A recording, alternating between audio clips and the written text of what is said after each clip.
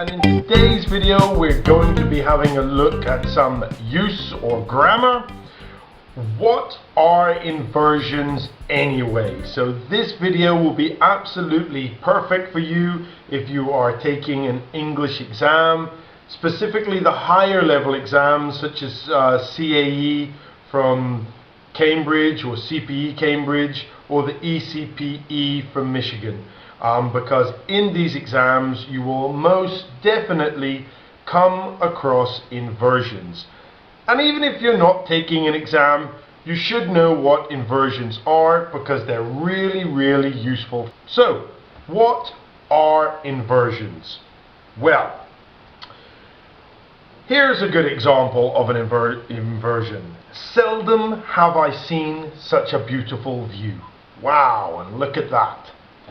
Or, never should you call me after 8 p.m.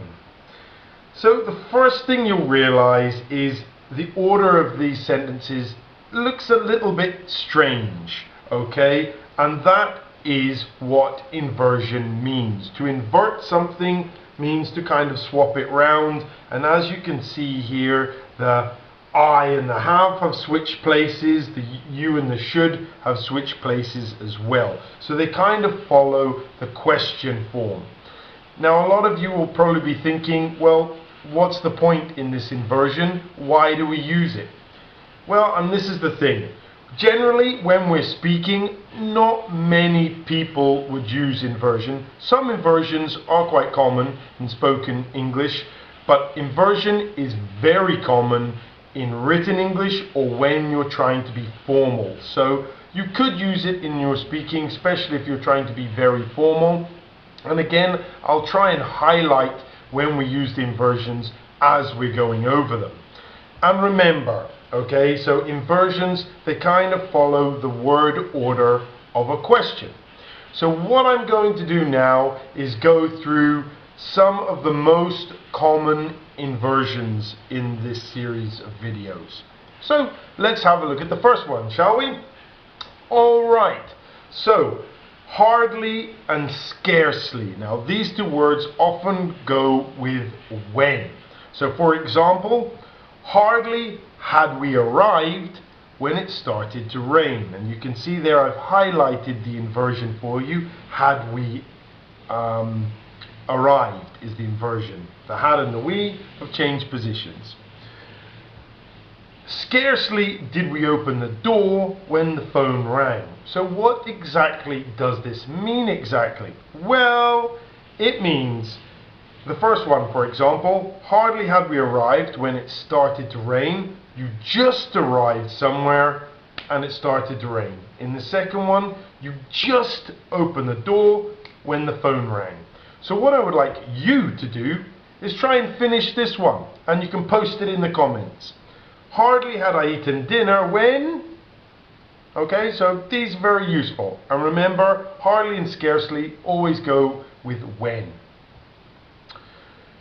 Alright, no sooner than. Now this is one of the most common inversions. You'll see it in a lot of exams, and it's very useful. So we say no sooner, and it usually goes with than.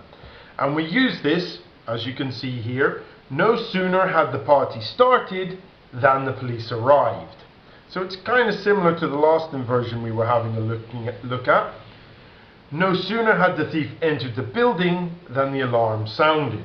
As you can see here, there's a picture of someone taking home security to a new high. A little bit crazy if you ask me, but anyway. So what does this mean exactly? No sooner had the party started, it had just started, and then the police arrived. No sooner had the thief entered the building, he had just entered the building when woo. So this is to emphasize two things happening very soon after one another. And here's your little tester. No sooner had I opened the door than what? So try and make your own sentence and post it in the comments for us. Aha. Not only, but also. Now this is probably one of my favorite inversions, and the reason for this is because you can use it in your essays, you can use it in speaking exercises. It's just such a useful inversion. How do we use it? Like this. Not only are you late, but also you forgot my present. Shame on you. Not only did I tell you that you couldn't do it, but also that I didn't want to. So here, not only usually goes with but also, and we use it when we're giving two pieces of information. So, your challenge, to make a sentence with this.